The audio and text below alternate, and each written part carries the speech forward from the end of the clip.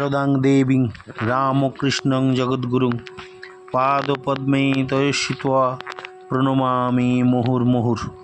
নমস্কার। আজ নিবেদিতার ভারত দর্শনের 302তম পর্ব। আপনারা জানেন, নিবেদিতার ভারত দর্শন মানেই আমাদের ভারত দর্শন, আর আমাদের ভারত দর্শন মানেই ভারতবর্ষের প্রতিটি নাগরিকের ভারতবর্ষ সম্পর্কে নতুন করে জানার এক অধ্যায়। আমরা ভারতবর্ষে জন্মগ্রহণ করেও ভারতবর্ষকে সঠিকভাবে চেনার বা জানার চেষ্টা করিনি। শুধু আমরা নিজেরা গর্ববোধ করি ভারতবর্ষ একটা দেশ, পৃথিবীর মানুষের কাছে তার যে কতখানি শ্রদ্ধা। বহু যুগ যুগ ধরে ভারতবর্ষের সনাতন আদর্শ যে বিশ্বের মানুষকে যুগ যুগ ধরে পথ দেখিয়েছে, সেগুলিকে সামনে রেখে আমরা ভারতবর্ষের অনেক দিক আলোচনা করেছি। কিন্তু ভারতবর্ষের এক একটা দিককে আমরা আমাদের মতো করে দেখেছি, আলোচনা করেছি, করতে পারি হয়তো, কিন্তু একজন বিদেশিনী ভারতবর্ষকে ভালোবেসে ভারতবর্ষের রন্ধে রন্ধে ভারতীয়ত্ব বোধের সন্ধান পেয়ে সেই ভারতীয়ত্ব বোধে নিজেকে জাগ্রত করেছেন এবং সর্বোপরি ভারতীয়দেরও সেই গহরে গহরে পৌঁছাবার একটা সুযোগ করে দিয়ে গেছেন এই মার্গারেট নোবেল। তার হাত ধরেই আমরা ভারতবর্ষে ঘুরি, তার হাত ধরেই আজ আমরা ভারতবর্ষকে চেনার চেষ্টা করি। আজকে ভারতবর্ষের যে শিল্প চিন্তা, শিল্প ভাবনা, যেটা গ্রিক সভ্যতার থেকেও প্রাচীন এবং গ্রিক সভ্যতার থেকেও উন্নত, সেটা চোখে আঙুল দেখিয়ে নিবেদিতা আমাদেরকে দেখিয়ে গেছেন। তার আগে আমরা কেবলমাত্র সেটাকে নিজেদের মতো করে ভাবার চেষ্টা করেছি, ভালোবেসে সেটাকে কখনো নিজেদের গর্বের জায়গাটাকে খুলে বা সেই গর্বের জায়গাতে পৌঁছাবার চেষ্টা করতে পারিনি, যেটা আমাদিকে সত্যিকারের একজন ভারত রত্ন সাম্রাজ্যের সন্ধান দিতে পারে। কোনো ভারতবর্ষের যারা অতিথি, তারা তাদের মতো করে ভারতবর্ষকে চিনেছেন, ভারতবর্ষ সম্পর্কে অনেক কথা বলে গেছে।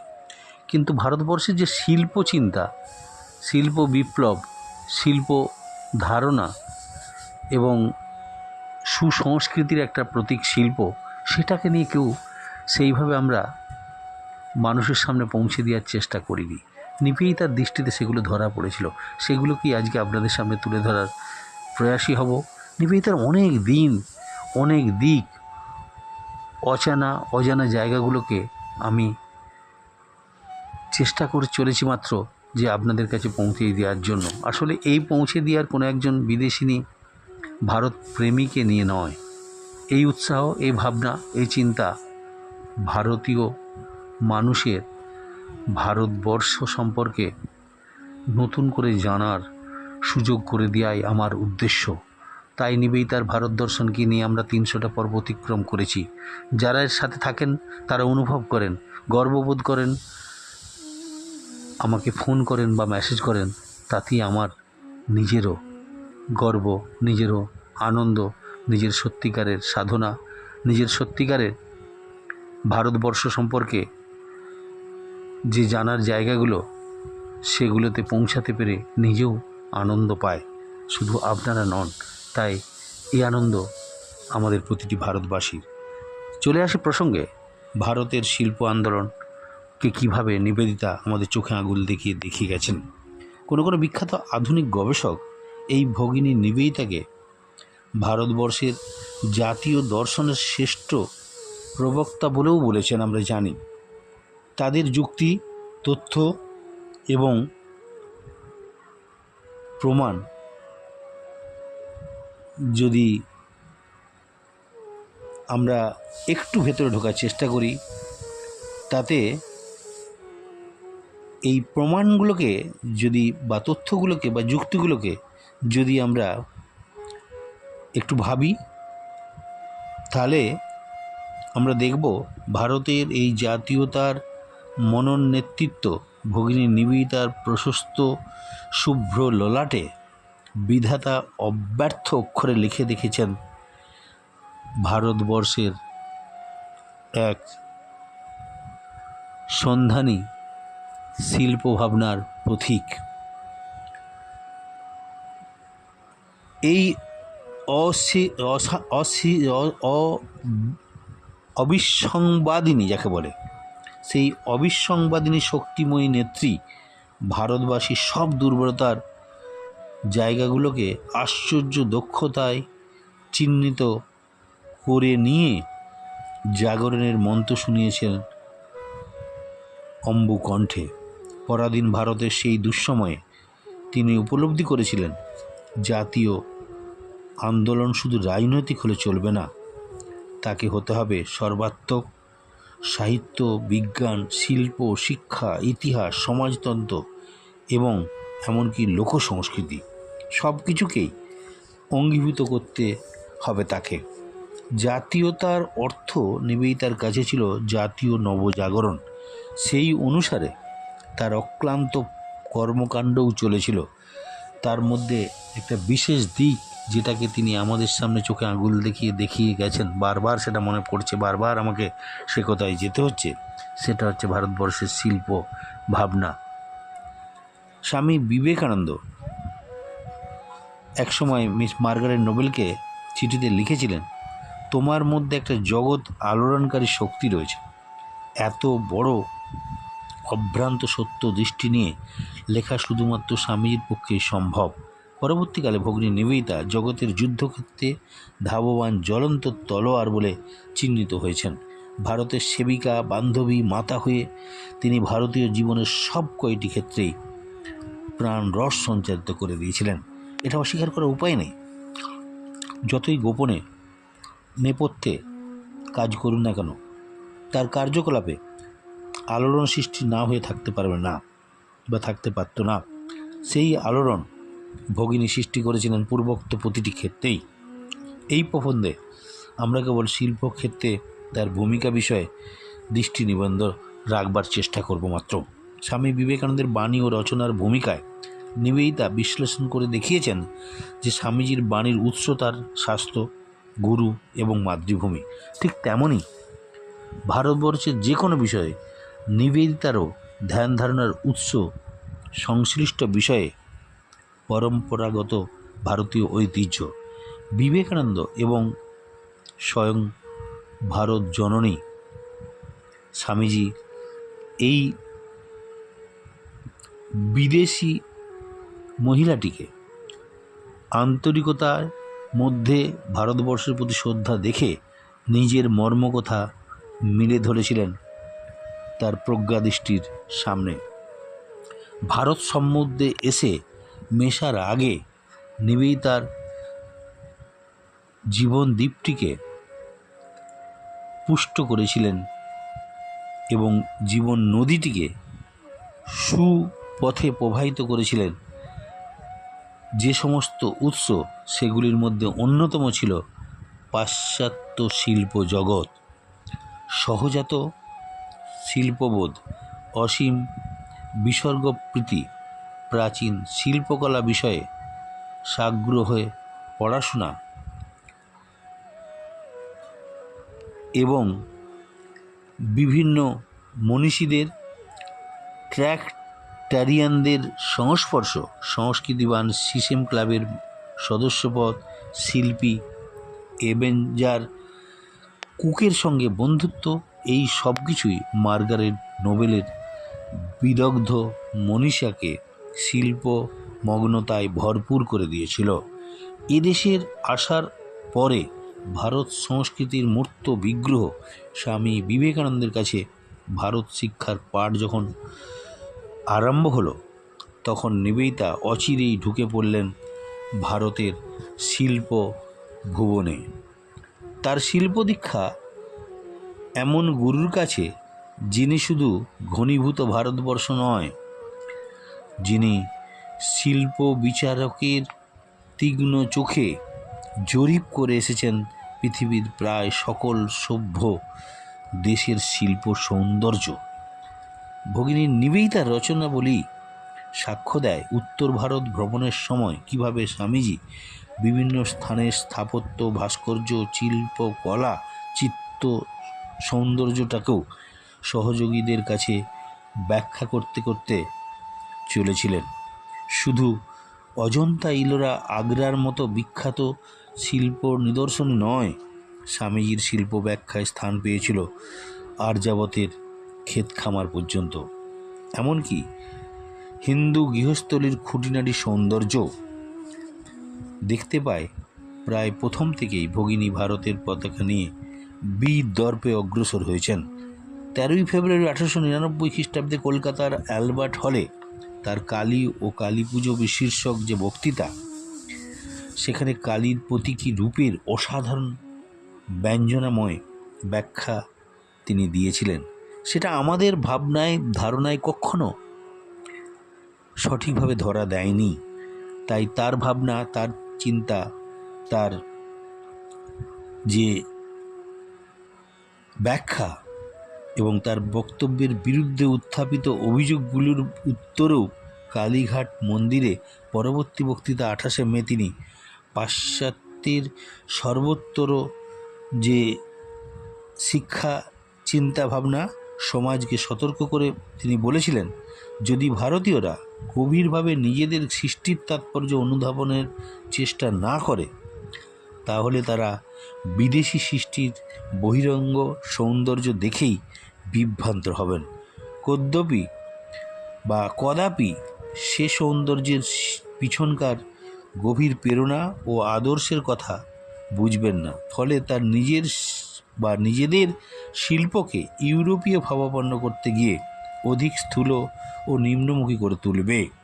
এটি নিবেদিতা তার 28শে মে 1899 খ্রিস্টাব্দের কালীঘাটে বক্তৃতার মধ্যে ফুটে উঠেছিল।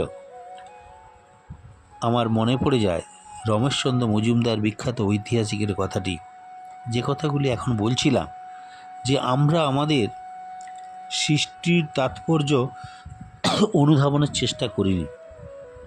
যুব সমাজ তারা পাশ্চাত্যের চাকচিক্যে ভরা সৌন্দর্য দেখে তার ভেতরে প্রবেশ ন করে বাহ্যিক রূপ এবং আড়ম্বরতা দেখে তার প্রতি শ্রদ্ধাশীল এবং আকর্ষিত হয়। আসলে ওই চাকচিক্যে ভরা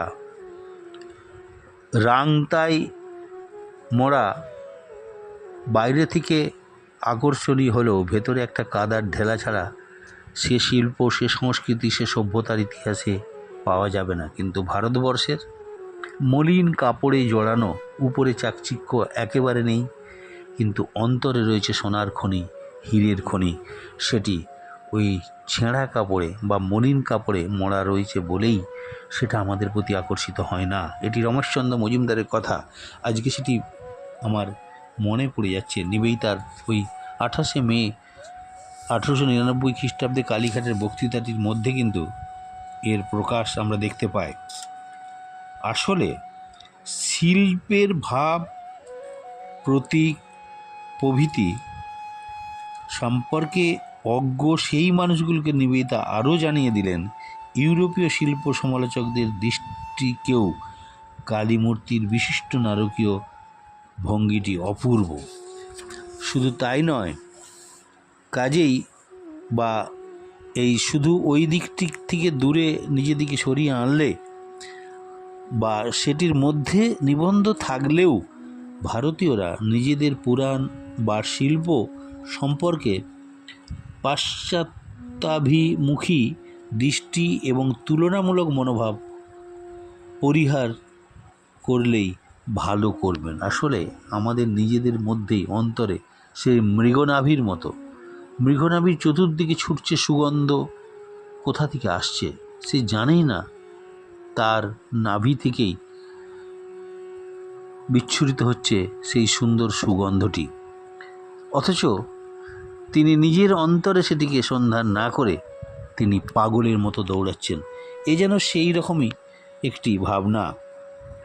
রণডঙ্কা বেজে গেল। এরপর থেকে নিবেদিতা অর্থাৎ ভগিনী নিবেদিতাকে ক্রমাগত ভারতের শিল্প, সাহিত্য, সংস্কৃতি নিয়ে আক্রমণে প্রতিহত করতে হয়েছে। তার জীবনী গ্রন্থে প্রব্রাজিকা মুক্তিপ্রাণা মাতাজি একটি বক্তৃতায় এই প্রসঙ্গে বলেছেন, সেদিন ভারতের জাতীয়তার উদ্বোধনের রাগিনী যেন ভগিনীর কণ্ঠে ধ্বনিত হয়েছিল। আবার কথাটা উচ্চারণ করছি। কালীঘাটের বক্তৃতার মধ্যে নিবেদিতার মুখ থেকে যে কথাটি বেরিয়েছিল সেটিকে মুক্তিপ্রাণা মাতাজি বহু পরে তার রচনার মধ্যে ব্যাখ্যা করেছেন, উপলব্ধি করেছেন, তার বহিঃপ্রকাশটি ঘটিয়েছেন ওই তার নিবেদিতা স্তুতির মধ্যে। তিনি লিখেছেন, ভারতের জাতীয়তার উদ্বোধন বা উদ্বোধনী রাগিনী যেন ভগিনীর কণ্ঠে সেদিন ধ্বনিত হয়েছিল। এই ঘটনার কয়েক মাস আগেই নিবেদিতা বাগবাজারে তার বিদ্যালয় আরম্ভ করে দিয়েছিলেন। সেখানে তিনি শিশুদের শিল্পশিক্ষার ব্যবস্থা করেছেন, যা গবেষক শঙ্করী প্রসাদ বসুর মতে বৈপ্লবিক ব্যাপার। কারণ এক্ষেত্রে ইংল্যান্ড তখনও পিছিয়ে ছিল।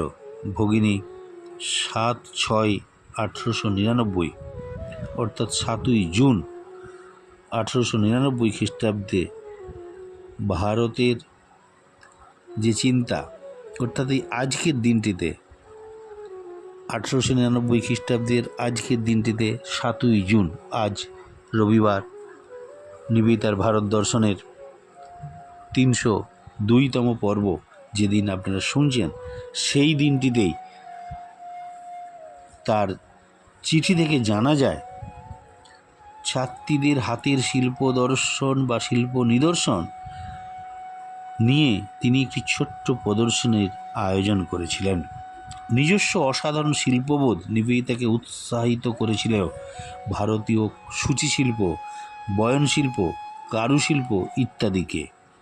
পূর্ব জীবনে আইরিশ জাতীয়তাবাদী হিসাবে তিনি আয়ারল্যান্ডের লোকসংস্কৃতি ও শিল্পের পুনর্জীবনের জন্য অনেক সংগ্রাম করেছিলেন এবং সেটিকে তিনি চাক্ষুষ করতে চেয়েছিলেন। ভারতে সেই সমস্ত উৎসাহ কেন্দ্রিক হল ভারতবর্ষের লোকশিল্পে।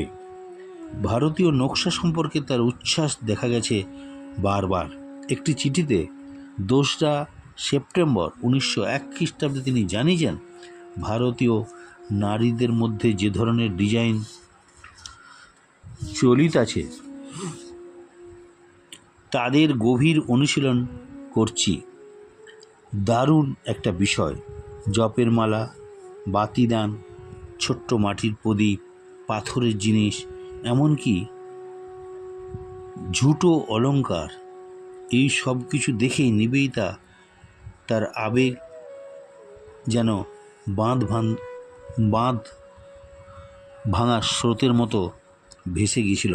সব সময় এগুলোকে তিনি স্মারক হিসাবে বিদেশে প্রিয়জনদের পাঠাতে চাইতেন, যদিও খরচের কারণে সেগুলি পারেননি সব ক্ষেত্রে। আসলে ভারতবর্ষের নদীর ধারে, গঙ্গার ধারে ছোট ছোট পাথর খোদাই করা, ছোট ছোট পুতুল, চুড়ির ভাঙা টুকরো এবং অন্যান্য ছোট ছোট মূর্তি, শাঁখ বা কাঁচের টুকরো, এগুলির মধ্যে কি শিল্পভাবনা রয়েছে আমরা কোনোদিন ভাবিনি। নিবেদিতা এগুলিকে নিয়ে পুরোপুরি নিজের গবেষণাগারে যেন রীতিমতো পরীক্ষা নিরীক্ষা করেছেন যে ভারতবর্ষের এই শিল্প কত পুরনো। কাশ্মীরি শাল সম্পর্কে নিবেদিতার প্রবন্ধটিতে দেখা যায়, গবেষকদের চোখ দিয়ে তিনি বিশ্লেষণ করেছেন প্রাচীন ও আধুনিক শালের নকশার পার্থক্য। আধুনিক নকশায় লক্ষ্য করেছেন তিনি সাহস, স্বাধীনতা ও সর্ববর্ণ সমন্বয়ের ক্রমবর্ধিত শক্তি। তার অতল তলে তলিয়ে তিনি বুঝেছেন মুসলিম ধর্মবিশ্বাসে প্রাণীর ছবি আঁকা নিষিদ্ধ বলে কাশ্মীরের বুলবুল, মাছরাঙা, হুপো ইত্যাদি সুন্দর পাখিদের নকশার মধ্যেই কিন্তু থেমে থাকেননি, সেগুলোকে পাওয়া গেল না। মুসলমানদের চিন্তার মধ্যে যারা এই কাজগুলি কারুকার্যগুলি করতেন, তিনি বুঝেছেন যে প্রাণীর ছবি আঁকা নিষিদ্ধ ছিল। যারা ইসলাম ধর্মীয় মানুষ, তাতে ওই কাশ্মীরের বিভিন্ন যে প্রাণীর ছবি, তাদের পাখিদের এই নকশাগুলো ফুটে উঠছিল না। বাস্তব জ্ঞান সম্পন্ন নিবেদিতা চেয়েছিলেন তার স্কুলে এমনভাবে শিল্প শিক্ষা দিতে যাতে সৌন্দর্য আস্বাদন আর অর্থ উপার্জন দুটোই ঘটে। সেলাই শিক্ষার বড় কোনো প্রতিষ্ঠান গড়ে তুলতে হলে তিনি মনে করেছিলেন ভারতের শত শত কারুশিল্পী সম্প্রদায়ের মধ্যে চোখ ও হাত ব্যবহারের যে জ্ঞান সঞ্চিত হয়ে রয়েছে, যা কিছুটা আছে প্রতিটি অন্তঃপুরের হিন্দু নারীর মধ্যেও, তার সঙ্গে যোগ করে দিতে হবে বুদ্ধিশক্তির উদ্দীপনা। কেউ কি ভেবেছে এর সঙ্গে যুক্ত হওয়া চাই ইতিহাসের শিক্ষা এবং ভূগোলের জ্ঞান? বেলজিয়ামের কনভেন্টের সূচিশিল্পের সঙ্গে তুরস্কের অবরোধবাসিনীদের কিংবা চীনা পরিবারের নারীদের সূচিশিল্পের কোনো বৈশিষ্ট্যপূর্ণ পার্থক্য বর্তমান। ভারতীয় নারীরা যেন সুন্দরতম অথচ অবহেলিত। এই শিল্পটির মর্যাদা রক্ষার দায়িত্ব গ্রহণ করে তাকে ভরিয়ে দেন কল্পনার ঐশ্বর্য এবং মাধুর্যে। ইউরোপে মধ্যযুগের নারীরা যৌথ শ্রমে দুর্গ ও প্রাসাদের দেয়ালে পর্দাগুলোর অলঙ্করীকরণ করেছিলেন। সেই দৃষ্টান্তে ভারতীয় নারীদের অনুপ্রাণিত করতে চেয়ে নিবেদিতা প্রস্তাব রেখেছেন এরকম যৌথভাবে তারা দুর্গাপুজোর শোভাযাত্রার পতাকা বা সংকীর্তনের পতাকা তৈরি করতে পারেন, অথবা কবরের উপর ফুলের চাদর না বিছিয়ে নকশা সেলাই করা রঙিন চাদর দিতে পারেন।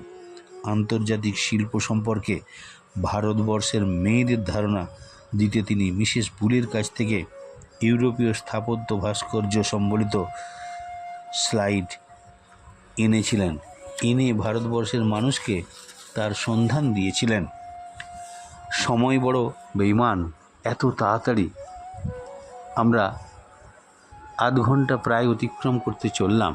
ভারতবর্ষের শিল্প ভাবনার গভীরে প্রবেশ করবার আগে উপরে উপরে যেটুকু আপনাদের সামনে আজকে তুলে ধরার সুযোগ পেলাম, এরপরে প্রাথমিক আইডিয়াটির পরে আমরা গভীরে প্রবেশ করব।